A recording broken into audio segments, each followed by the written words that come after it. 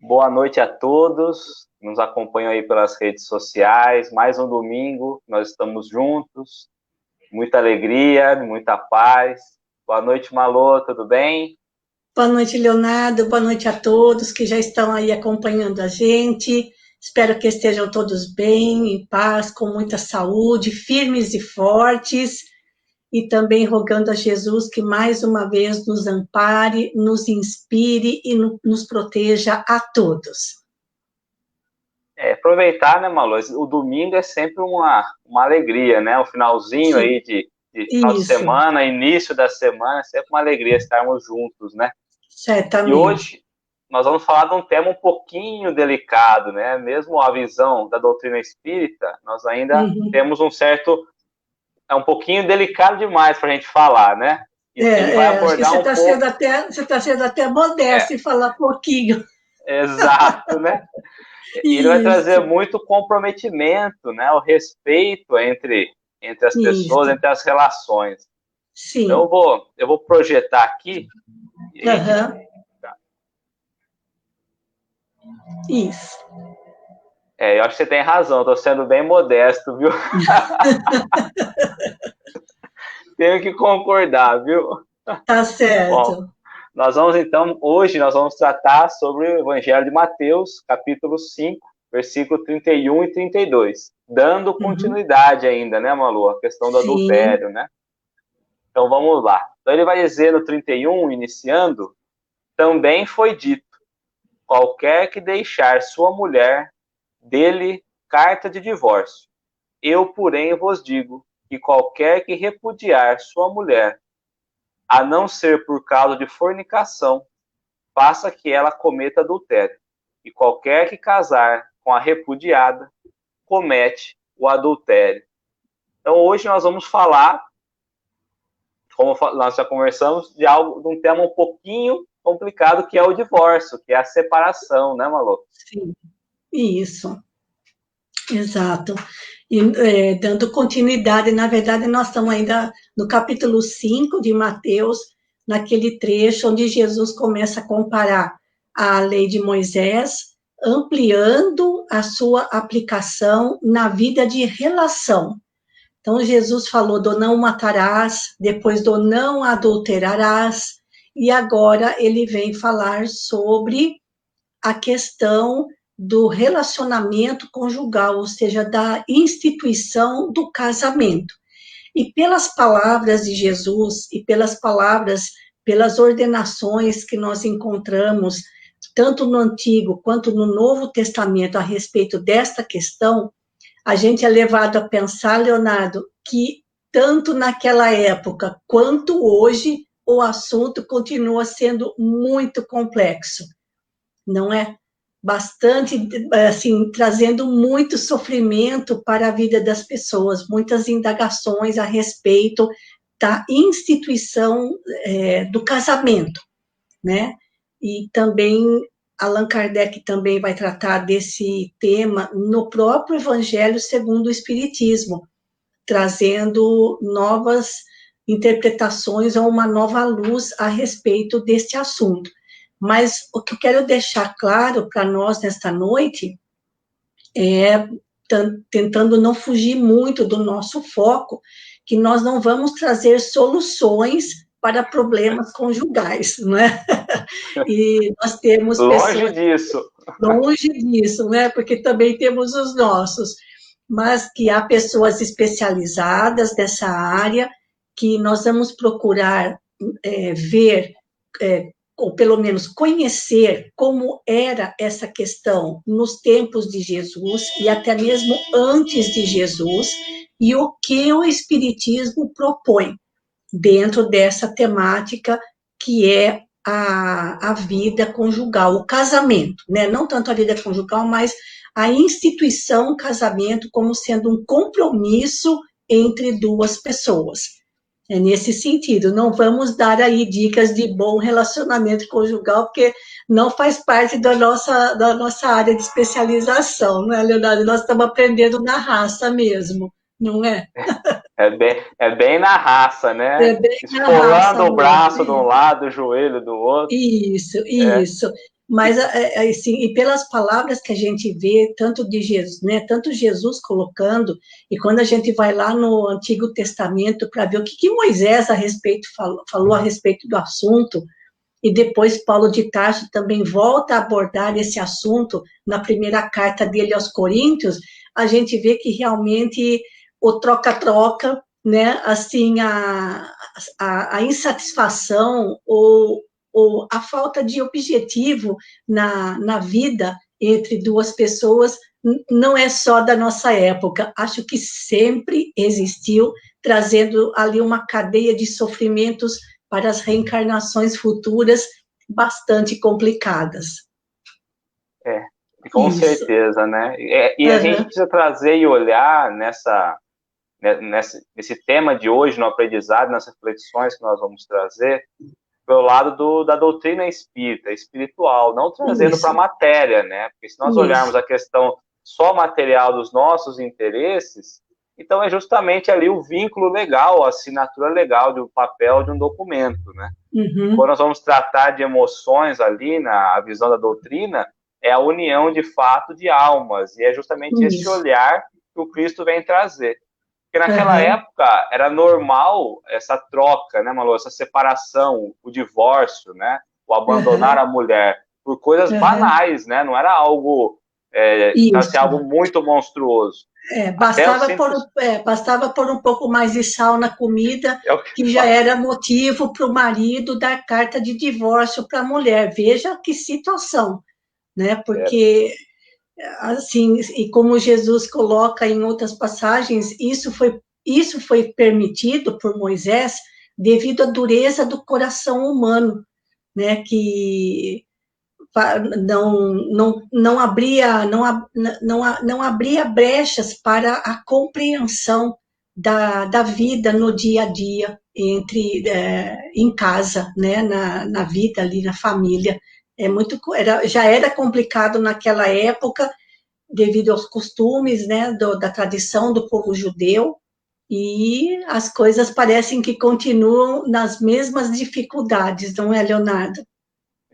E aí, Malu, quando Jesus vem trazer, então, e vem abordar esse tema, ele fala, mais uma vez, né, nós já escutamos, vocês já escutaram isso, ou seja, ele vai remeter mais uma vez a Moisés.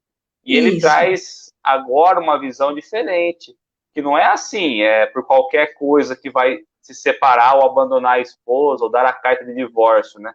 A gente fala carta de divórcio, a gente imagina como é hoje, mas imagina no passado como que não era. Não tinha uma cartinha ou nada, eu acho, né? Não tinha cartório.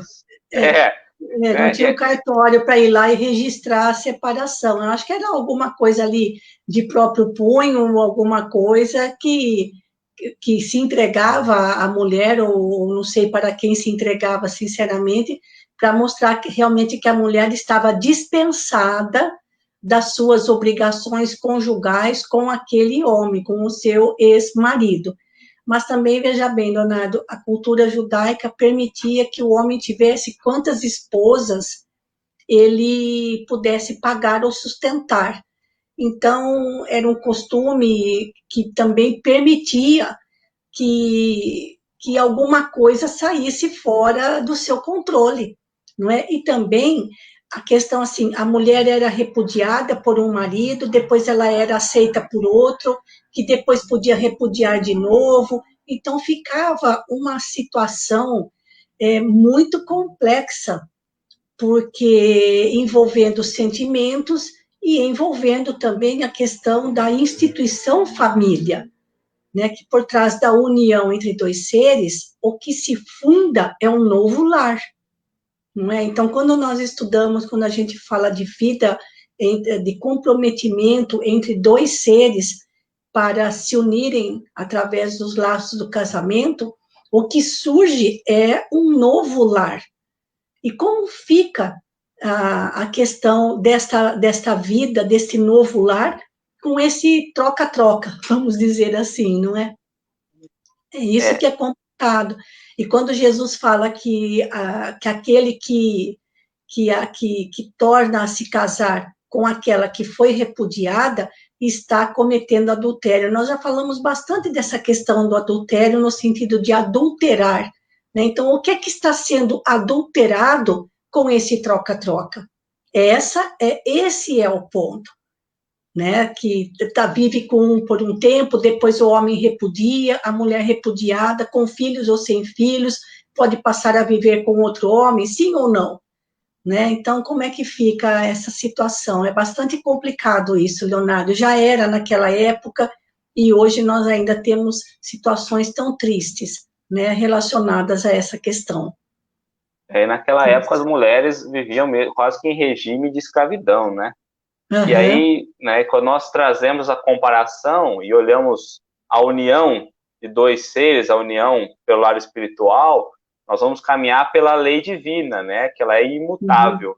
Mas aí nós vamos cair nas leis humanas, nos interesses humanos, e aí Sim. foi necessário, então, por Moisés ali, abrir um pouco a lei, né, para poder cumprir os interesses, a fim de não ficar tão complicadas as relações, como você disse, pelo endurecimento dos corações, né? Então, Uhum. é Isso. importante trazer, a lei de Deus, ela não muda, ela é exata, ela é precisa. Então, o encontro Uhum. das almas, o encontro espiritual, ele é planejado, ele é programado, mas aí por interesses nossos, terrestres, a gente vai mudando tudo isso, né?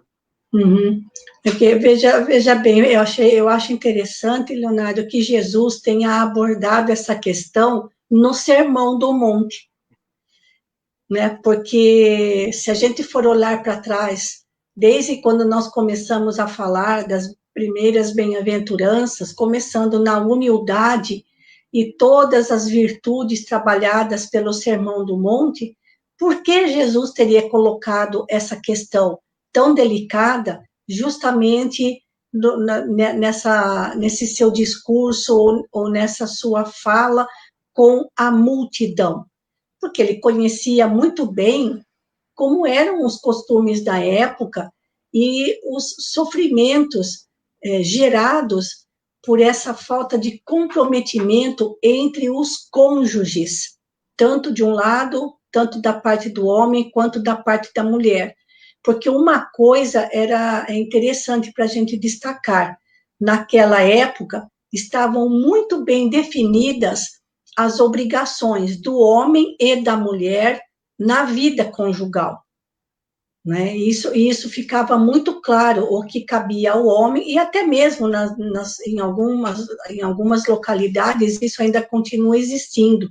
Hoje, e mesmo há 100 anos atrás, o que nossas mães, nossos pais, nossos avós vivenciaram na vida em família é muito diferente de como está hoje, mostrando que houve um progresso nesse tipo de relacionamento. Mas não é só a questão do relacionamento da vida família, da vida em família, é a questão ali, como você disse, são dois espíritos que se unem sob várias leis, não é somente a lei divina, a lei divina, que é a lei do amor, a lei civil, que resguarda e protege a família, e a lei biológica, que é a união entre o casal para dar a oportunidade de novos espíritos reencarnarem como filhos, né, dando oportunidade ao progresso espiritual de seres que vão ali conviver naquele lar. Então, são muitas leis envolvidas na união entre dois seres. Por isso, quando um desiste ou rompe o seu compromisso com a pessoa, precisa tomar cuidado e verificar qual dessas leis eles estão adulterando ou foi adulterada. E por incrível que pareça, a lei que é mais adulterada é justamente a lei do amor. Porque nem sempre o amor sincero é a base verdadeira da união entre duas pessoas. A realidade é a partir daí. Porque Jesus não estava falando das leis divinas, de como Moisés considerava e como ele passava a considerar, que a lei de Jesus, o evangelho inteiro está baseado no amor. Né? Então, a lei que mais se adultera na união entre dois seres é a lei do amor. não é? E vale pensar, olhando nessa reflexão, de qual tipo de amor que nós estabelecemos na relação, né? Quando nós vamos iniciar ali, nós vamos olhar pelo amor da paixão, que é momentânea, ou é o amor verdadeiro, sublime, que é o de construção, que vai entendendo o que são os passos. Emmanuel vai trazer, ele compara o casamento, é o ato do noivado, a alegria do casamento, né? O ato do casamento, da união, como sendo a mesma alegria e a mesma função do estudante quando recebe o diploma. Sim. Né? Ele está alegre, feliz, porque ali ele está... Feliz da vida, né? Com o canudo na mão. Habilitado. Mas o que ele tem que fazer a partir daí? É o trabalhar, é o se esforçar, é o buscar evoluir diariamente para o trabalho. No casamento é justamente essa é a função. E aí quando nós olhamos a questão da separação, que precede uma separação, um divórcio, aí nós vamos colocar, poxa, mas vai acontecer uma separação? Se está tendo esse pensamento, será que nós já não estamos separados? Porque nós não estamos pensando no mesmo caminho, nós não estamos caminhando, né, no mesmo objetivo. Então, talvez o divórcio venha para separar o que já está separado há muito tempo. O que já estava separado de fato, é o que Kardec diz, exatamente. É isso mesmo. Agora, também, Leonardo, uma coisa que me intriga bastante nessa questão, nos tempos de Jesus, que as tarefas eram muito bem definidas, como eu disse. Então, o homem, o rapaz ou o noivo, ele tirava a sua noiva, a futura esposa, da casa de seus pais e passaria a morar com ele ou com a família dele. Então, ele tomava para si uma obrigação que antes cabia ao pai da noiva, no sentido de sustentar, proteger, cuidar, orientar, auxiliar na criação dos filhos, auxiliar na sustentação do lar. Ou seja, o esposo deveria ter para com a sua esposa a função de um pai.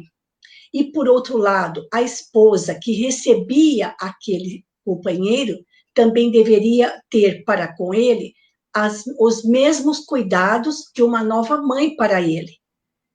E esse relacionamento, eram esses cuidados que acabavam sendo adulterados ou distorcidos ou deixados de realizar esse compromisso, esses vários compromissos, deixavam de ser cumpridos. Então, quando o homem dava carta de divórcio à mulher, e diga-se de passagem, às vezes era merecido, porque ela não estava cumprindo a parte que competia a ela, e isso era muito bem definido na sociedade naquela época. Né? Cada um sabia muito bem qual era o seu papel. Então, se ela também não cumprisse devidamente o seu papel, ou se o homem não cumprisse devidamente o seu papel e desse a carta de divórcio para ela, quem é que passaria a cuidar daquela mulher? Voltar para a casa do pai, voltar para a sua família anterior, será que ela seria aceita? Vejam bem, como ela ficaria perante a sociedade, aquela mulher, que como a gente fala mulher pensando numa mulher adulta, mas as mulheres se casavam, as meninas se casavam muito jovens, né? Ali por volta dos seus 15 anos, ou às vezes até menos, já estavam ali comprometidas com a vida conjugal e uma nova família, e tendo filho muito cedo. Então, quando ela era colocada para fora da casa pelo marido, como ficava a situação daquela mulher? Qual seria o pensamento dela se ela não tivesse um pai que a recebesse de volta? Né? Se a sua família não recebesse ela de volta, como ela ficaria? Certamente ela ia procurar um outro marido que pudesse ajudar e cuidar dela, da sua vida, porque ela não trabalhava fora de casa para se sustentar. O sustento material era providenciado pelo marido, pelo companheiro. Então, era uma situação muito delicada nesse sentido, né, de tirar alguém de dentro de casa, não é? Tem uma pergunta que vai bem isso que você está falando, né? Certo. E aí ela vai colocar assim, né? Quando acontecia o divórcio na época de Jesus, as mulheres voltavam para casa, os pais aceitavam o retorno dela no lar? Então, eu não sei dizer, Nem eu Leonardo, eu também não não sei sei. dizer. Eu não sei dizer, mas agora a minha opinião, tá? A minha opinião. Eu acredito que se fosse muito difícil. Acredito que seja difícil, porque quando a moça, a menina, saía de casa para casar, os cuidados do pai para com ela eram transferidos para o esposo, entendeu?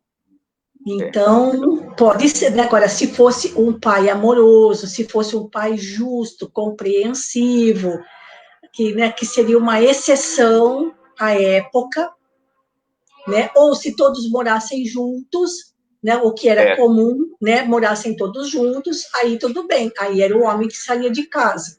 Mas as situações eram muito complexas e geravam muito sofrimento, porque havia uma dependência material da vida, sobretudo da mulher, em relação ao homem, né? E sofrimentos que se acumulavam e que só poderiam ser ressarcidos em novas existências. Por isso, Jesus falou, olha, toma cuidado com o que você vai fazer, porque você vai adulterar leis divinas no seu comprometimento, não somente em relação à esposa, mas à vida familiar. Então, pensa bem no que vai fazer, né? É isso.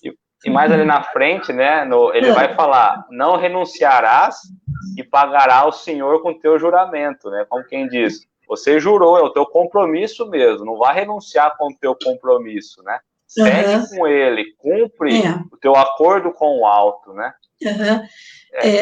Tem uma colocação que eu gostaria de fazer antes que eu me esqueça, Leonardo, é a respeito de Paulo de Tarso, na primeira carta aos Coríntios, para você ver como essa questão era intrigante na época, até mesmo entre os cristãos.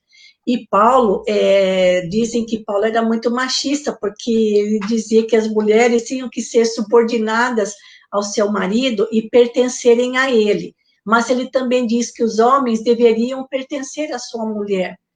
Tá, entendeu? Então, quando a gente lê o que ele escreve na primeira carta dele aos Coríntios, no capítulo 7, onde ele fala exclusivamente do casamento, as palavras dele, se a gente lê com olhos mais, assim, de espiritualidade, a gente vai ver que não tem machismo nenhum. Ele, na verdade, ele convocava, né, alertando tanto ao homem quanto à mulher a responsabilidade da vida em comum, né? O quanto um era responsável pelo bem-estar, pela segurança do outro, e que isso era um compromisso entre os dois. É assim. Né? E aí Hoje, essa preocupação praticamente quase que não existe, né, Leonardo? As coisas mudaram em algum sentido. E vale ressaltar que a doutrina não apoia a questão, não incentiva, né, o divórcio, mas ela também não incentiva o sofrimento, claro. né? Precisa deixar bem claro que o Espiritismo não estimula a desvinculação, né? Exatamente, mas também não é contra, porque é um avanço também para a vida em sociedade e para a garantia da família. Mas, como eu comentei, Leonardo, são 3 leis que envolvem o relacionamento entre 2 pessoas. A lei civil, a lei biológica e a lei divina.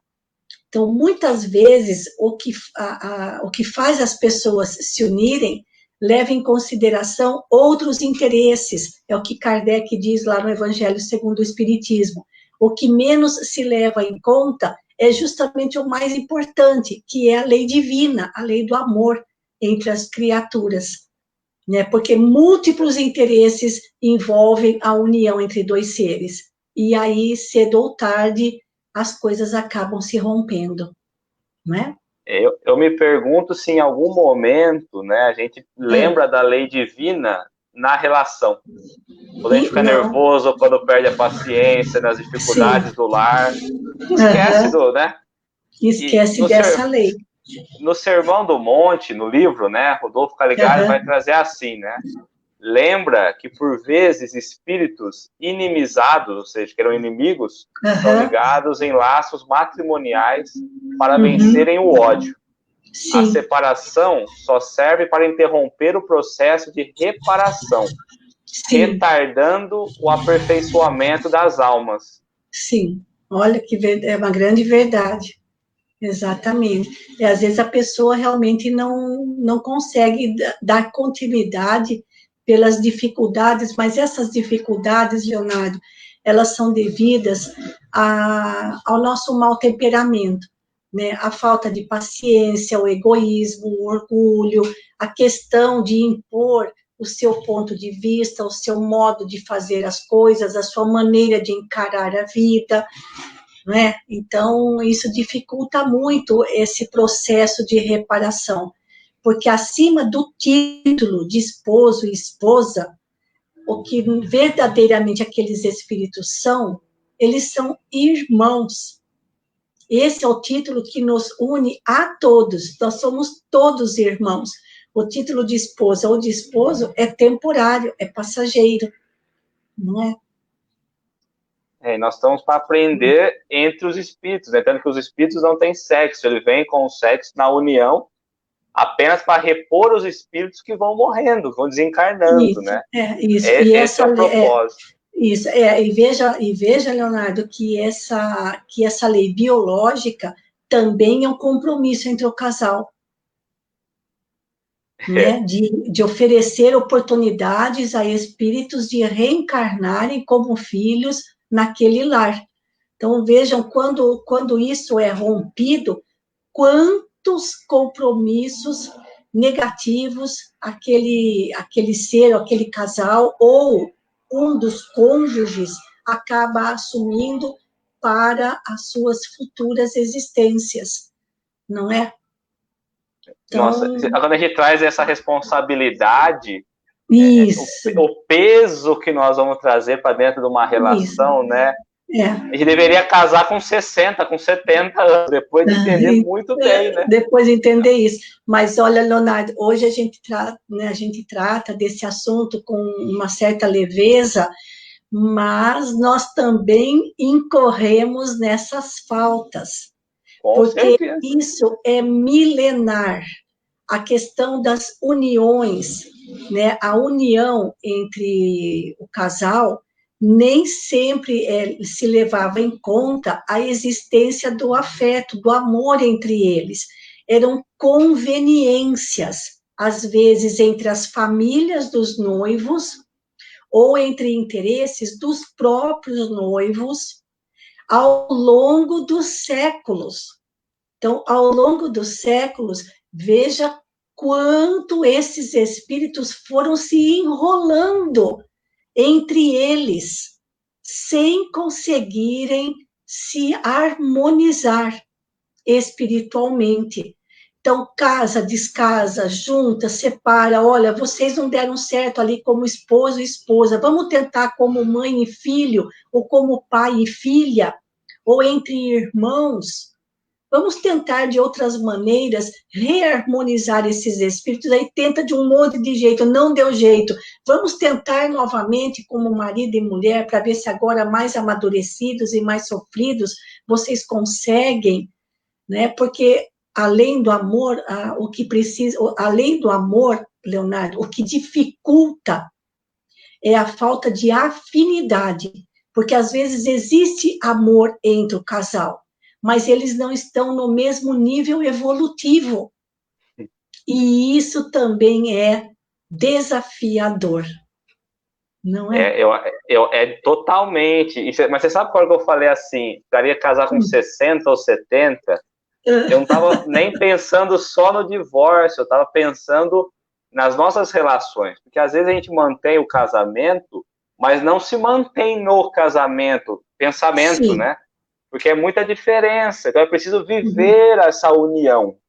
De fato, estar de mãos dadas para as situações. Como Jesus traz, né? Precisa ser uma carne só, né? Juntar isso. Ter um propósito único. E aí nós temos a missão dos filhos, e ensinar os filhos. Sim. E olha que complexo que começa a ficar o muito lar. Complexo, é muito complexo. Então, por isso que Jesus falou, olha, toma cuidado antes de você dar uma carta de divórcio, como se você estivesse dispensando um servo ou um escravo da sua casa, e você não tem mais nenhum compromisso com ele, porque muitas leis estão sendo adulteradas com a sua atitude. Mas veja bem, Leonardo, se isso aconteceu há tantos séculos, muito antes de Jesus e depois dele, e nós também incorremos nessa falta muitas e muitas vezes, é por isso que a gente compreende quanta dificuldade no relacionamento conjugal, quanta dificuldade na instituição família, no lar, entre o casal e os filhos. Quantas e quantas vezes nós derrogamos, ou seja, nós adulteramos essas leis que envolvem o comprometimento entre dois espíritos na instituição família, na formação de um novo lar, não é? Por isso enfrentamos as dificuldades que enfrentamos hoje. Lá no Evangelho, no finalzinho, ele vai dizer que se nós estamos meio perturbados e tendendo à dissolução do casamento, para que nós possamos parar um pouquinho e refletir, porque às vezes o problema está dentro de nós mesmos, né? A gente imagina sempre que é o outro, né, o problema. A culpa é o outro, isso, exato. E às vezes somos nós mesmos, né? Eu tô com... Pode falar. A gente às vezes fica pensando por que eu tenho que passar por isso. E eu não me lembro onde que eu li, mas são palavras de Emmanuel, onde ele diz assim, que há ensinamentos que só se aprendem a dois. Então, a vivência conjugal traz ao espírito a oportunidade de aprendizados que sozinho ele não alcançaria. Porque, lembrando, esses dois espíritos que se unem, eles estão se unindo com um propósito superior, ou pelo menos deveriam se unir com um propósito superior, de harmonização entre eles, porque a lei mais importante na união é a lei do amor.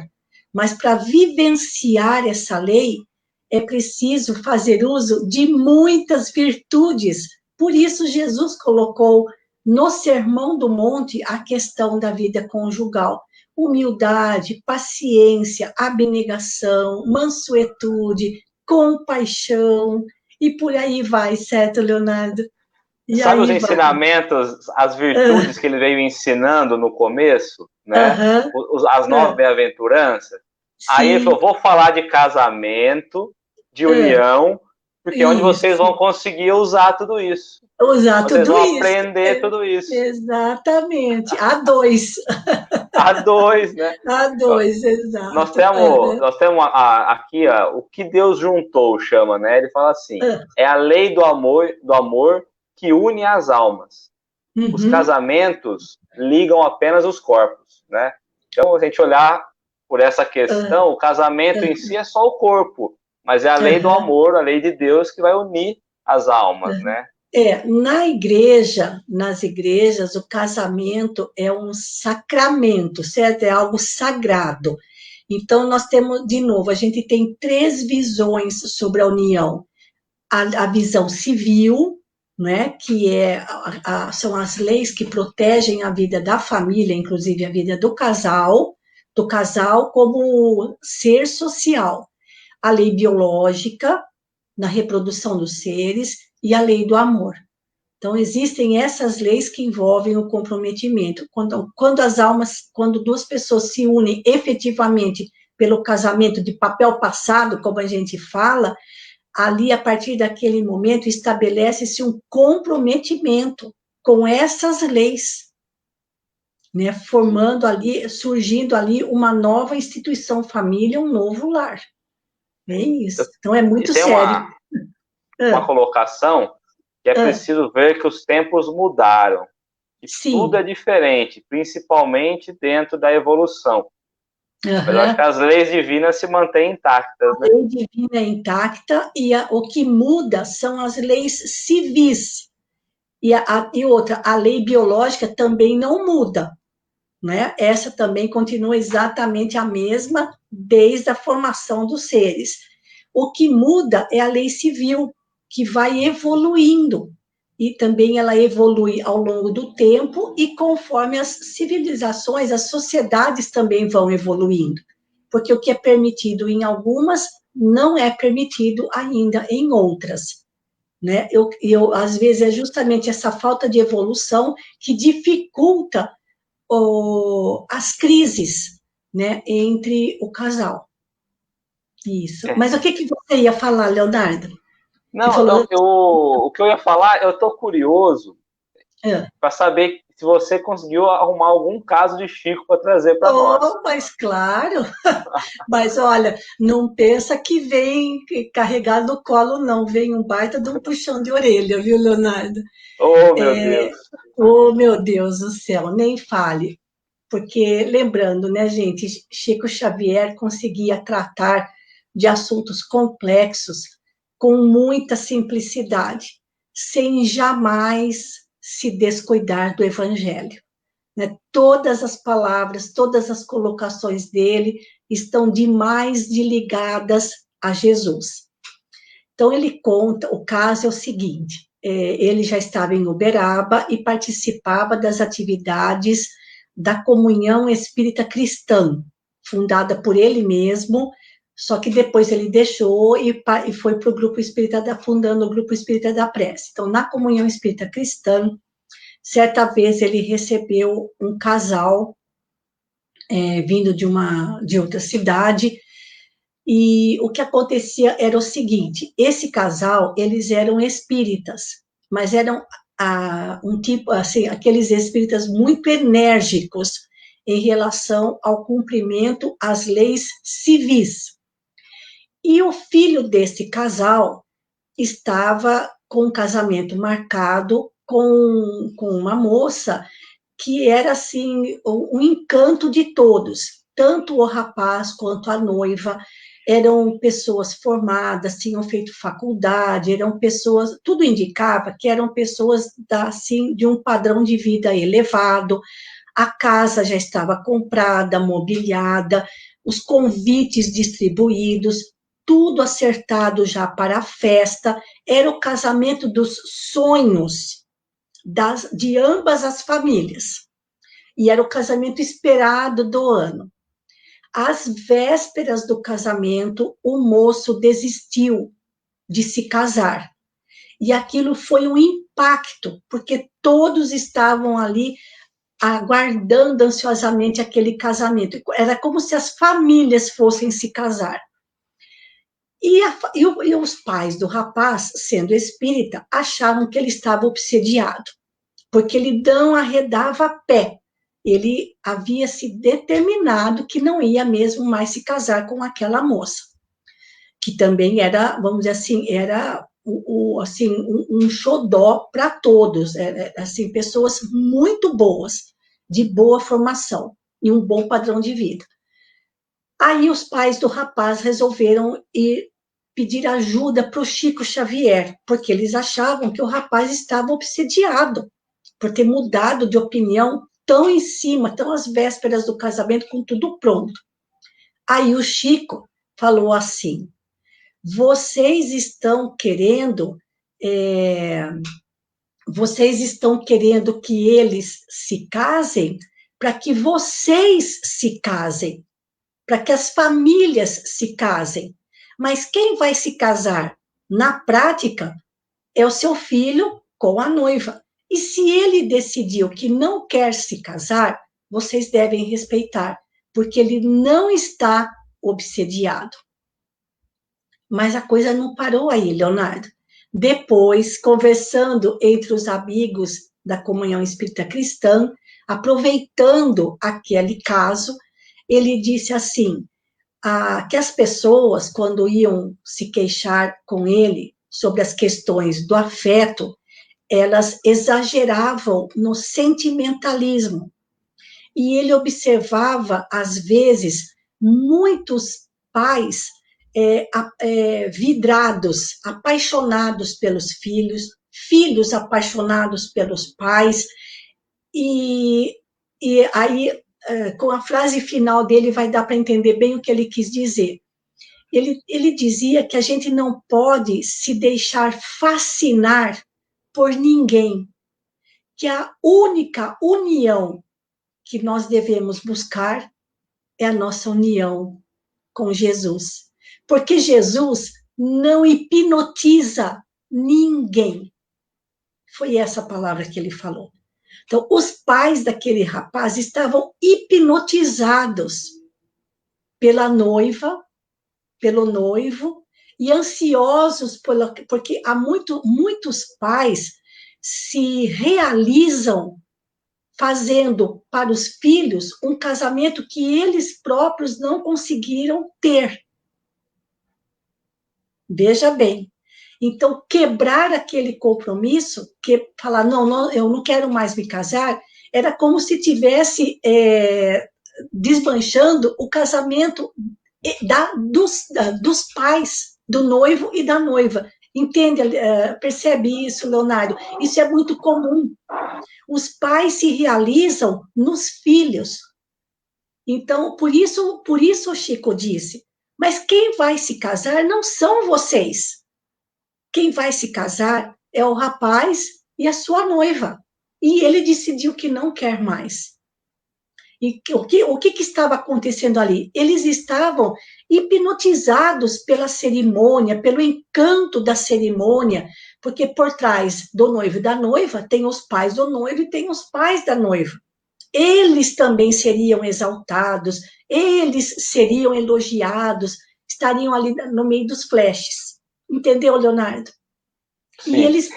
E o filho desmanchando o casamento, eles perderam toda aquela oportunidade de se projetarem nos próprios filhos. Por isso o Chico disse, nós não podemos viver hipnotizados pelo pai, pela mãe, pelo irmão, pela irmã, nem pelo marido e nem pela mulher, nem pelo esposo, nem pela esposa. A nossa união, que realmente precisa acontecer, de fato, é nossa união com Jesus. E ainda coloca com essas palavras, Jesus não hipnotiza ninguém. Olha só, Leonardo. Nem hipnotiza, nem decepciona, né? Nem decepciona. E passado um tempo, ficaram sabendo que tanto o rapaz quanto a moça casaram-se, encontraram outros parceiros, casaram-se, constituíram família e viveram bem. Então, ainda bem, quando eu li esse caso, eu falei, ainda bem que o rapaz teve o pé no chão, não é? Porque, às vezes, sobretudo quando o casamento é feito com muita pompa, existe muita ilusão, né, Leonardo? E a lei do amor fica escondida por trás da ilusão, do encantamento que não existe de fato. Foi isso aí. Por isso o Chico falou também, nós exageramos no nosso sentimentalismo, nessas questões do afeto. Porque o que a gente precisa mesmo é pensar, meu esposo, minha esposa, na verdade nós somos irmãos perante Deus. E estamos aqui num processo de aperfeiçoamento espiritual, com muitas responsabilidades em comum. Então, é preciso muito cuidado, né? É isso. E aí, dentro desse entendimento, a reflexão é muito grande, né? Porque a gente vai se hipnotizando pelas coisas, pelos nossos desejos, pelos nossos sentimentos. E não são poucos os sentimentos, né? São sentimentos ali em potencial, na verdade, né? Sim. Uhum. E é lógico que nós trouxemos a visão da época de Cristo, há 2000 anos atrás, né? Como era naquela época os costumes, Hoje mudou, hoje as relações são outras. Quando a gente Sim, traz para o dia a dia, né, para as atitudes de hoje, é lógico que é importante o divórcio quando ele vai trazer uma infelicidade ou quando vai destruir sim, um sentimento. E a vida cria a possibilidade de reconstrução, né, a partir sim, dali. sim, Mas é. não nos livra do que nós deixamos de viver ou do que nós Uhum, vivemos errado. Porque, por uhum, vezes, ou nós abrimos mão de um casamento e nós vamos ter que depois arcar com esse entrelaçamento que nós não vivemos e deveríamos uhum, ter vivido, ou nós entramos num casamento que nós não deveríamos ter entrado, que é essa reflexão que você acabou de fazer. E aí nós nos costuramos mais uma vez energeticamente. E aí sim, levamos para a vida é, pós-túmulo, não é, é? Então, isso. como é É. difícil. Sim, porque olha, Leonardo, quando o casal está apaixonado, ele assim é como se todos nós já passamos por isso. Assim eles ficam completamente hipnotizados um pelo outro, não é? A palavra certa que Chico usou é exatamente essa. E depois, quando vêm os filhos, os pais ficam hipnotizados pelos filhos e os filhos ficam hipnotizados pelos pais. E aquele grupo familiar fica fechado dentro daquela vivência de afeto sem trocas com o exterior. Então, é muito complexa essa questão, que já começa mesmo ali na união entre o casal. Mas hoje, como você disse, há muitas possibilidades de se reconstruir a própria vida. Porque, como diz Emmanuel, há muitos ensinamentos que só se aprendem a dois. Então, quando o relacionamento termina, também pode ser que o que se precisava aprender com aquela pessoa já foi aprendido. Não há penas eternas? Hã? Não há Não há penas penas eternas? eternas, graças a Deus, não há penas eternas. O que tinha que se aprender com aquela pessoa já foi aprendido, não é? O grande problema também, Leonardo, é que, infelizmente, a gente ainda se acha muito dono uns dos outros. Assim como na época de Jesus, o homem se sentia dono, né, o marido se sentia dono da mulher, a mulher se sentia dona do marido ou dos seus filhos, e a gente ainda traz esse equívoco, né, de achar que nós somos donos uns dos outros.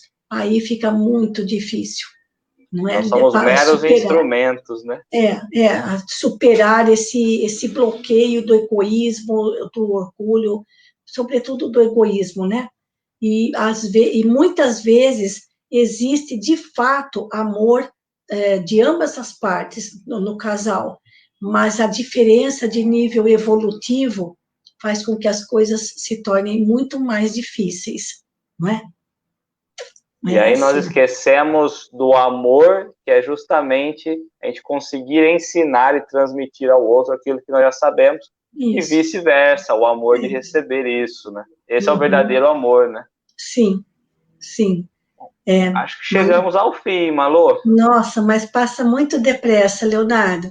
Eu recomendo a todos que leiam o Evangelho segundo o Espiritismo, capítulo 22. E sabe o que eu achei engraçado nesse capítulo 22, Leonardo? Que é justamente dois, né? Como a gente falava, dois patinhos na lagoa, né?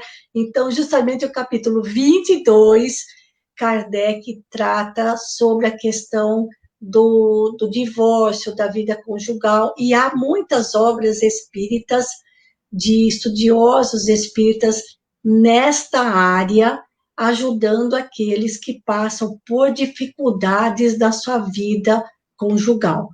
Né? A visão que o Espiritismo nos dá auxilia bastante a superar esses problemas, ou pelo menos minimizar, não é? Ó, Isso. Sandra, ó, pelo jeito eu me lasquei. Nossa, Sandra, por que isso? Ê, Sandrinha, Puxa. Sandrinha. Ô, Malô, Aham, muito obrigado. Mais uma semana. Agradecer a todos que nos acompanharam aí, nas aham, salas que estão abertas. aham. Tivemos uma Tá semana muito certo. iluminada, de muito amor, viu? Obrigado Aham. mais uma vez. Sou eu que sempre agradeço, Leonardo, pela oportunidade que você me proporciona de contribuir com a divulgação do Espiritismo, do Evangelho à luz do Espiritismo.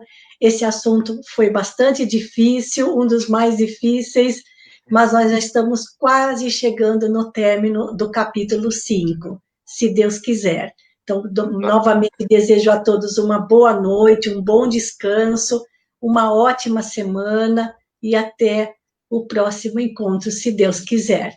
Fiquemos todos com Deus.